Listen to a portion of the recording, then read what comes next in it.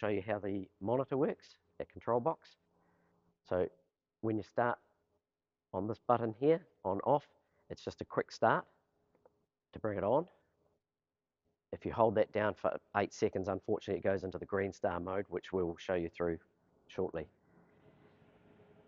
Most of these buttons have 2 or 3 different functions. So stop start is for manually stopping and starting the applicator. Stop, same way. That same button has another function, which is an offset.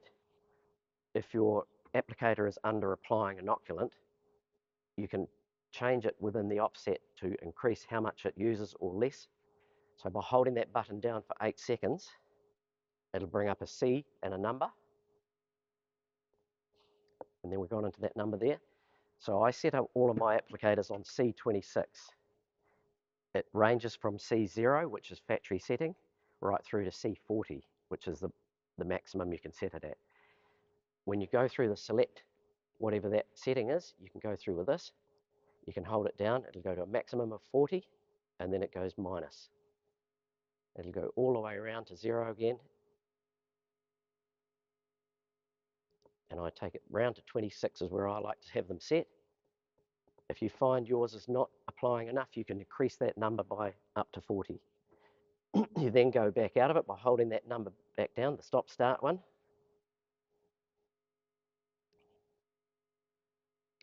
Now, if you've changed that setting, I've had mine on 26, but if you've changed that to a different number, you actually then have to push the on-off button, which will do a 30-second cycle, and it will set the new number.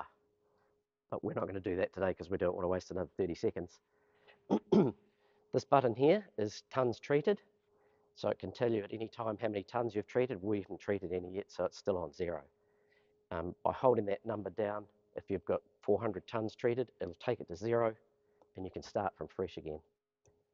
Select rate is you select this for whatever rate you're chopping at. If you've got a chopper or a baler, most choppers would be running on around about 130 tons per hour.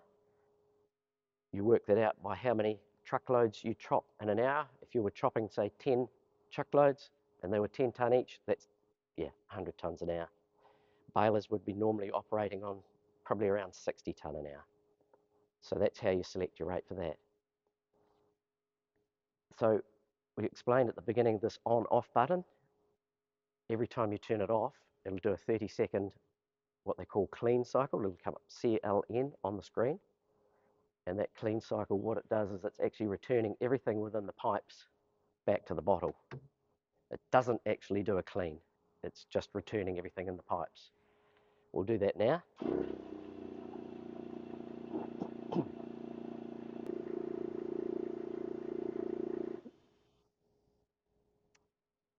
So as we explained earlier, the on-off button changes from SLV mode, super low volume, to GS, which is Green Star mode. The Green Star mode is for John Deere forage harvesters only, and their computer kicks in and overrides ours once it's on GS mode. So to get into that GS mode, you have to have the screen blank from the start, and then you hold that button down. It'll take a few seconds, and then it will oscillate between 95, which is GS, back to SL, which is SLV. Depending on which mode you want that set on, you can leave it in SLV or GS. If it's left on GS, which is quite a common mistake that we have with some of our chopper drivers, they'll accidentally hold that button down when they're starting for the day.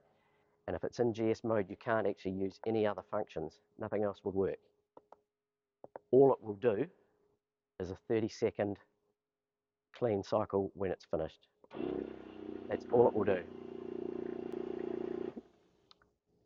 So one other thing to explain, this little green wire that comes out of here, that is for the end of row function for the forage harvesters and balers. And the drivers that have those will know what I'm talking about. That's where you find the wire to plug into. One of the few faults we have with these things is a blown fuse, which is on the line back to the positive charge. And that comes about if you've got a blocked up nozzle on your chopper, it'll blow the fuse.